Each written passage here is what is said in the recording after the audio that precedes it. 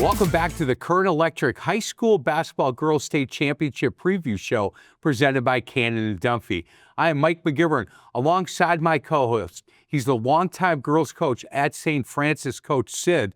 Hey, Coach, let's look at tonight's Division IV matchup. Number 1 Prairie School from Racine takes on number 4 Cuba City at 6:30 right here on My-24, followed by St. Mary Catholic against number 3 Durand, Arkansas. Let's start with the Hawks from Prairie School. 26-2 overall. They went undefeated and won the Metro Classic Conference, and they are coached by Abby Garchek-Jaramillo. Coach, Prairie School, that's some really talented basketball players. Yeah, it all starts obviously with J.J. Barnes, Marquette University commit. When I watch her, she's a lefty. Her game reminds me so much of a James Harden. Just can score when you need a basket, give her the ball, she's going to find it. And then their second scorer is Meg Decker, who's going to Marquette on a soccer scholarship. So they're going to be a tough out. They are, and I'm glad you brought that up because as we talked with Abby, she talked a lot about the 2 seniors you just talked about and what they meant to this, what they mean to this program. They came in as freshmen. That was my first year here at Prairie. And I made that first year really difficult for everybody. It was tough. I purposely made the practices really tough and kind of just kind of cracked the whip that first year and didn't let anything slide. And they responded to that as freshmen and never batted an eye. They were on board with what I was trying to get that program to turn around and have the kids understand that it wasn't just going to be a walk in the park kind of thing. And they actually responded really well. They love that. They like being pushed. And for 4 years, I can't think of one practice, and I'm dead serious about this, where they just came in and didn't want to work, or they weren't feeling it that day, or they were tired, or they came in to every practice for 4 years, focused and working hard. And when you have your star players doing that, everybody else kind of follows, or they do follow along. Even when they were freshmen, everyone else knew that they were our top players. And if the top players are working hard, that makes it a lot easier for me as a coach because the other players will follow that. You know, Coach, I love what she said there. And very seldom do we as coaches find kids that come in as freshmen and are willing to be coached and coached hard, and they carry that through all 4 years of high school. And that, I think what that does is sets the program up in a really good place where, like Coach said, when your best players are willing to be coached hard and never question, this is the way we do things here, I think that is really, really a good thing for a program because other kids then look at those girls going, man, they're working hard every day. They're in the weight room. They're getting extra shots up. I need to do that as well.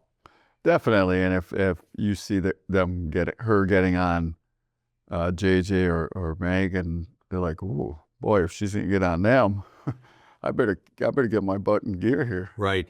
JJ, you talked a little bit about, look, we've known about her and Meg since their freshman year because they were the best players on that team when they were freshmen.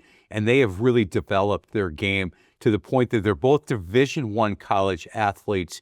And I'm a big fan of the people down at Prairie. I think they do a really good job of getting their programs and their kids to be very respectful to the game, respectful to the opponent. And I really liked what she said about how hard she put them through practices that first year she was there. Their only 2 losses this year are from 2 teams from Illinois that they played in a tournament. So they're undefeated in the state of Wisconsin. I'm sure they'd like to keep that going. Yeah, no doubt. And they're going to take on the Cubans from Cuba City. Cuba City, 23-5 overall, tied for first place in the Southwest Wisconsin Activities League Conference with 13-1 record, coached by Jason Derby. And Cuba City, look, if you know much about girls basketball in the state of Wisconsin, for a while, they were the team that everybody talked about. They were continually getting up to state, winning gold balls. And it's good to have them back, I think, at the Rest Center. And to have Cuba City back, I think, is a good thing. Awfully good basketball team. Jason Derby's been doing a great job with them. They lost last year in up at state. Right. 18 trip to state, 11 state titles under Jeff Pustina. I mean, boys, girls, there's the basketball hotbed of the state. No one can argue that. Well, yeah, and you had talked about the coach that was there before Jason, and when we talked with Jason, he talked about being up in Cuba City, and when he needs to talk to another coach, he either makes a phone call or he can walk 10 minutes. And then he talked about playing for Jerry Pettigrew.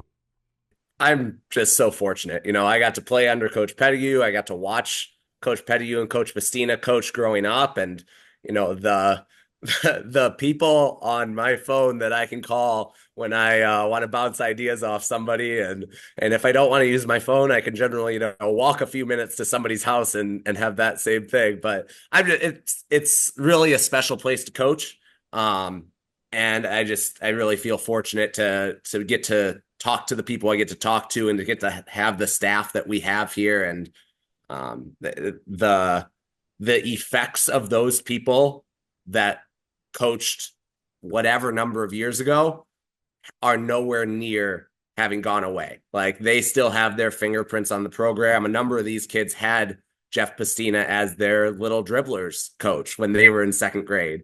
And, you know, it's that kind of stuff just doesn't go away. And the impact that they've had on this program is special. And the fact that I get to be some part of it is special too. It's kind of a Hoosier story to me. When I listen to their coach talk about Cuba City and talk about this community and Coach Pettigrew and the coaches in that community that are willing to help him, I just feel like the kind of that Hoosier story where this whole community will come out and support this team. I think he's doing a really good job. It's interesting, Olivia Olson is the all-time leading scorer in program history, and she's back from a knee injury, been back 5 or 6 games. And he had talked on this interview about her getting back into shape and how dangerous they can be when she's playing at 100%, and she's really close to playing 100%. They are led by a couple other players scoring wise right now, but Olivia Olson is a kid that's going to make a difference, I think, and they're excited to have her back. As the all-time leading scorer, she's used to scoring, and she's been out for a number of weeks with this injury, and she's back. And I think that they're going to give Prairie School all they can handle. She's a special talent. Obviously, she's a Milwaukee commit. Toured back in April, came back like mid-February, and still at 13 points a game, just coming back, shaking off some of the rust. If you look at Vosberg's a kid who leads them, who didn't play last year. It was a big-time volleyball player, right. And I think part of the story I hear is when the injury, they kind of coaxed her coming back, thinking they would, not knowing when they would have Olson back. Right. And she's added 17.1 points a game to lead them. And then Wegman shoots the three at like a 43% clip. So they've got some weapons besides Olson. Well, I'm glad that Vosberg came back to play, Coach. I really am. And had a number of kids over the years that, decided not to play their senior year, not to play their junior and senior year. And when I would see them years after, they would be, hey, Coach, I wish I would not have made that decision. When you're in high school, get involved with everything. Join the chess club, right? If you can play volleyball, play basketball, do all of that. I think it's really important. And if we talk to Ella about playing her senior year basketball and not playing her junior year, I think she would say, listen, playing with the kids that I'm in class with, playing with the girls that I grew up playing in little dribbler programs with has been really important to her and her family. And I think it was a good move for her to come back and play.